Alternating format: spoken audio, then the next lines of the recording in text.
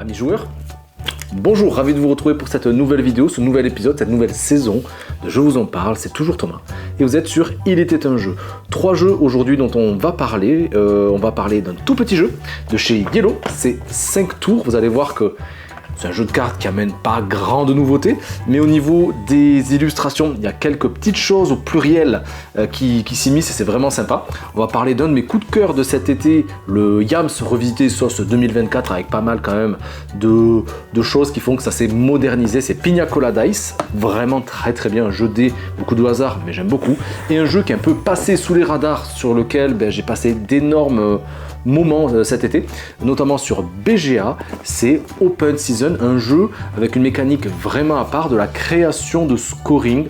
J'avais pas connu vraiment ça et voilà, je souhaitais vraiment vous en parler car je l'aime beaucoup celui-ci aussi.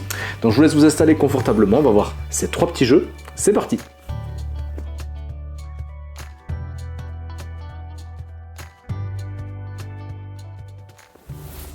Et on va commencer justement par le jeu, un des jeux auxquels j'ai le plus joué ces derniers temps, c'est Open Season, un jeu édité chez Sit Down de 2 à 4 joueurs, 15 minutes par joueur à partir de 10 ans.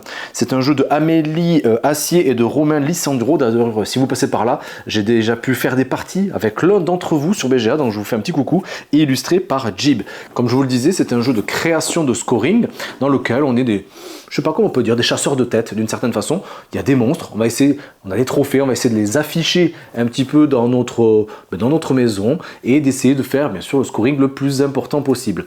Il y a plusieurs façons de jouer, il y a plusieurs plateaux aussi, un plateau recto, un plateau verso, avec beaucoup plus de difficultés aussi je trouve sur le plateau verso, avec aussi des petites tuiles qui nous amèneront encore plus d'asymétrie parce qu'il va falloir choisir comment on va scorer dès le début de la partie. C'est un petit peu plus complexe à intégrer, donc commencez vraiment par cette version normale. C'est un jeu dans lequel, à son tour de jeu, on a une petite rivière de 5 cartes avec différentes figures, on a des trolls, des magiciens, je crois, plein de petites créatures, des gnomes, etc., des sorcières, et à notre tour, on doit en choisir 2 parmi ces figures-là. Ces figures-là aussi, on attribue un cache-œil, une épée, un roi, une couronne, etc., des petits logos, et le but, ce sera d'essayer de faire des collections, mais pas de n'importe quelle façon, car selon les configurations de votre plateau personnel que vous configurerez au fur et à mesure de la partie, votre scoring pourra en dépendre. Parmi les 2 cartes que j'ai sélectionnées, je vais devoir en placer obligatoirement une sur mon plateau personnel, l'autre carte va partir dans mon stock. Et en fonction, si j'arrive peut-être à combiner les choses d'une certaine manière, il va se passer des choses.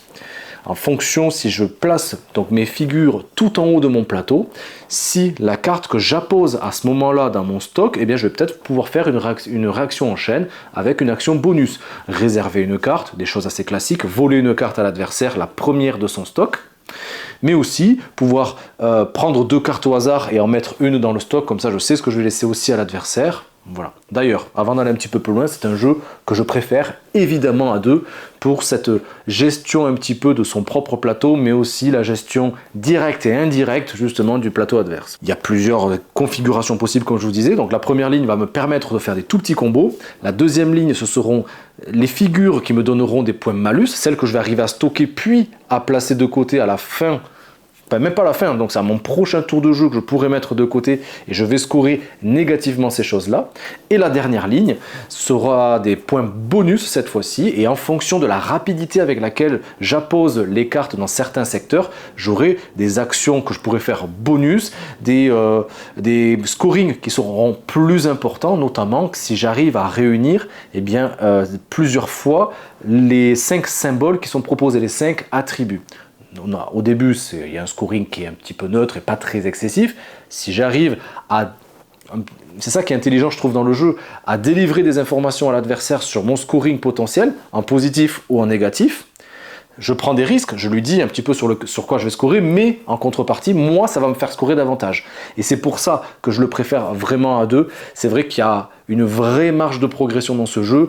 Pour y jouer avec des joueurs vraiment novices, évidemment, si on a compris cette gymnastique-là, vous allez gagner. Mais quand vous serez avec quelqu'un qui arrive à maîtriser un petit peu les choses et à comprendre ce scoring-là, franchement, ça tourne très très bien. Je ne vous parlerai pas donc du côté verso où, il y a moins de cartes à poser parce que le jeu prendra fin quand j'aurai mis que tous mes emplacements sur mon plateau seront recouverts. Donc il y a vraiment un temps de jeu limité aussi. Moi j'aime beaucoup parce qu'il y a des petits combos qui pourront s'enchaîner comme ça, et je trouve ça vraiment intelligent de pouvoir, comme je vous disais, délivrer une information et prendre des risques, et en même temps, voilà, si l'adversaire n'en prend pas vraiment conscience, ou des fois s'il joue de malchance et qu'il n'a pas forcément les bonnes cartes aussi qu'il a en main. Voilà, c'est pour ça que Open Season, je suis un peu déçu de ne pas le voir encore tourner. Il est sorti en juillet, je crois, quand même, en juillet 2024, et il n'a pas fait grande pub. Pourtant, voilà, il en a sous le capot. Au niveau des illustrations, moi j'aime beaucoup. C'est quelque chose d'assez joli, d'assez coloré parmi les attributs qu'il y a et les petits monstres qui sont proposés. Par contre, au niveau graphique, voilà, je l'avais dit aussi sur Instagram, le ton vert sur vert, c'est vrai que peut-être ça lui fait un petit peu défaut. Néanmoins, moi je vous souhaite de l'essayer. Ne faites pas qu'une seule partie, faites-en une deuxième, une troisième, vous allez voir que vous allez déjà comprendre un petit peu plus les mécaniques. En tout cas, moi, Open Season, c'était un jeu auquel je ne m'attendais pas. Et c'est un jeu, oui, je mets un joli 8 parce que moi j'aime vraiment beaucoup ça. Et ça, à 2 joueurs, ça va très très vite quand même. Si vous connaissez le Yams, vous savez déjà jouer à Pina Colada Dice. La petite subtilité, 2024 oblige, il y a une condition de victoire immédiate, on va voir ça, et bien sûr, il y a des choses à faire. Il ne faudra pas seulement essayer de faire la meilleure combinaison et de faire avec les 5 dés le même chiffre pour essayer de marquer des points. Il faudra respecter certaines conditions qui seront mises en place en début de partie. En fonction du nombre de joueurs, il y aura une configuration différentes à faire en mettant peut-être des tuiles recto ou verso, parce que chaque tuile qu'on va positionner, il y en a 4 sur 4, donc il y a 16 tuiles disposées totalement au hasard, et bien on va devoir se positionner sur ces tuiles là. Comment on fait? Et bien on a 3 chances, 3 lancers de dés successifs au maximum pour essayer de faire une combinaison donnée stratégiquement pour s'y apposer. On va poser un de ces jetons cocktail sur une case disponible. Bien sûr, il y a des emplacements uniques et il y aura des emplacements doubles, notamment si vous jouez dans la configuration maximale à 4 joueurs. On va marquer les points immédiatement qui sont inscrits sur la tuile sur laquelle on vient de se poser, mais on va aussi marquer des points si on avait nos propres jetons cocktail qui seraient disposés à côté et même en diagonale. La condition de victoire immédiate, on l'a vu, je vous en ai parlé tout à l'heure, c'est ce qui fait aussi la modernité du jeu. Et bien si j'arrive à faire une ligne, une colonne, ou plutôt dans l'autre sens aussi, mais les diagonales sont aussi valables, et bien on remporte immédiatement la victoire. Sinon, je crois que c'est le premier qui arrive à franchir la barre des 20 points qui l'emporte immédiatement, sachant que vous allez me dire, celui qui commence en dernier a moins de possibilités. Eh bien non, parce qu'en tout début de partie, celui qui joue en premier, il n'a pas de points, celui qui joue en deuxième, il a 1 point, celui qui joue en troisième, il a 2 points, etc. Donc plus vous jouerez tardivement, mais vous partirez quand même avec ce petit handicap de points de victoire dès le début de la partie. C'est coloré, c'est punchy, tout le monde peut y jouer, très familial. Évidemment, beaucoup de hasard, mais il y a aussi les petits complots qui vont s'installer autour de la table, et c'est pour ça que je trouve vraiment sympa, c'est que quand on voit quelqu'un qui essaye quand même de faire une ligne, une colonne ou une diagonale pour finir la partie, comme je vous l'ai dit tout à l'heure, eh bien on va peut-être comploter tous ensemble pour dire le double 4, là il faut que tout le monde fasse un double 4, pour essayer donc de bloquer la tuile qui serait évidemment propice à faire gagner un adversaire. C'est pour ça que je le trouve vraiment bien, et il y a même une version un peu plus punchy, où si on échoue totalement, je crois, dans son dernier lancer, dans son 3e lancer, et qu'on n'a aucune combinaison possible valable parmi les tuiles disponibles, eh bien on lance un dé, et en fonction du résultat du dé, eh bien ça sera soit quelque chose de positif, soit quelque chose de négatif, donc encore plus de hasard, mais quelque chose aussi qui peut bien nous rendre service, parce que si on fait un 6, eh bien on gagnera quand même des points de victoire, et peut-être même gagner la partie si c'était le moment opportun. Donc ça mange pas de pain, je savais évidemment que ça allait marcher, et quand je le propose à n'importe qui, que ce soit des amateurs de jeu ou des novices aussi, ça marche très bien. Un joli set pour ce jeu Pina Colada Dice. D'ailleurs, eh bien, quand quelqu'un a gagné, eh bien, en fonction de là où il a posé, les règles proposent de dire là où il avait posé ses jetons cocktail, eh bien, de dire tous les ingrédients de son cocktail, car il y a un ingrédient par tuile. Le travail d'édition, je pense que quand même il a été bien fichu en ce sens. Voilà, moi je peux que vous le conseiller. Le dernier jeu de cette sélection pour cette nouvelle vidéo, c'est les 5 tours. Là aussi, édité chez Yellow, c'est de 2 à 5 joueurs, 7 ans et plus, pour 30 minutes environ les parties. C'est un jeu de cartes dans lequel on va essayer de faire un maximum de points. Pour cela, eh bien, on va révéler 5 cartes pour faire une rivière, et à son tour de jeu, on va devoir émettre un pas un pari, on va dire une mise. C'est-à-dire le nombre de cartes que je suis capable de prendre pour apposer sur mon terrain. Le premier joueur dit 2, le deuxième joueur dit peut-être 3, on peut très bien s'abstenir et ils peuvent continuer de surenchérir. Là où bien sûr il y a un petit challenge à faire, c'est qu'on va devoir forcément poser nos cartes dans un ordre décroissant. Donc on va partir d'une carte avec une forte valeur et potentiellement aller vers une carte de plus faible valeur. Il y a des petites cartes bonus qui nous permettront de mixer un petit peu le jeu, les 8 notamment, je pense aux 9 aussi, et on comptera des points à la fin de la partie selon la hauteur de chacune des tours de couleur. Des tours, il y en a 5, je pense que vous avez compris, et bien évidemment, je ne pourrai pas faire plusieurs tours de la même couleur. On va faire ceci, on va vider la pioche et on va la refaire une deuxième fois. C'est comme ça qu'on mettra fin à la partie. Et à la fin, on comptera tout simplement le nombre de cartes de chacune de nos colonnes. Mais on aura aussi la possibilité de marquer le double de points sur une tour si on a réussi à mettre la carte 0 tout au-dessus.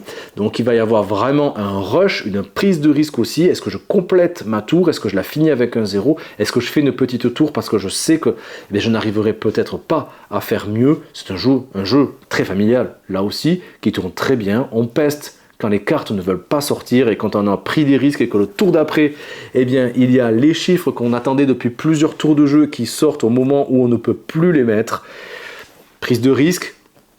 Gestion aussi des adversaires, peut-être pour leur bloquer les possibilités, bluff en disant et en faisant surenchérir les adversaires, ça réunit un petit peu tout ça. C'est un jeu à une mécanique qui révolutionne, vous l'avez compris, pas grand chose, mais là où il se démarque quand même un petit peu, c'est son travail d'édition, parce que sur chacune des cartes, au niveau des illustrations, vous allez le voir sur les photos que je vous propose justement en illustration, il y a vraiment des petits clins d'œil, d'énormes clins d'œil à la culture geek. On va avoir du Harry Potter, on va avoir du Dune, on va avoir du Star Wars, on va avoir du Mr. Jack, on va avoir du Charlie et le Chocolaterie, on va avoir du Mario Bros évidemment. Il y a plein de clins d'œil sur chacune des cartes, c'est simple, il y a un ou deux petits clins d'œil et ça, c'est juste du bonheur, vraiment. Et quand on construit sa tour, en plus ça s'appose très facilement et très bien, ça s'aligne parfaitement.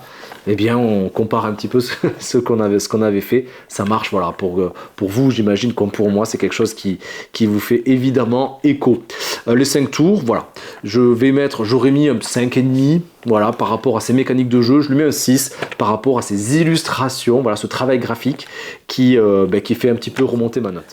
Voilà les amis, j'espère que cette vidéo vous aura plu, vraiment ravi d'avoir pu vous proposer ces 3 jeux donc avec différentes thématiques, différentes sensations de jeu. J'espère que ça vous a plu, n'hésitez pas, on s'abonne, on met des likes, on commente aussi pour soutenir la chaîne. Et moi je vous laisse avec le catalogue de vidéos qui s'affiche juste à mes côtés pour aller voir ce que je vous ai proposé dernièrement. On va parler très régulièrement des découvertes ici à la maison en matière de jeux de société. Moi je vous dis à très vite les amis, profitez bien de votre rentrée et vive notre passion du jeu de société. Ciao!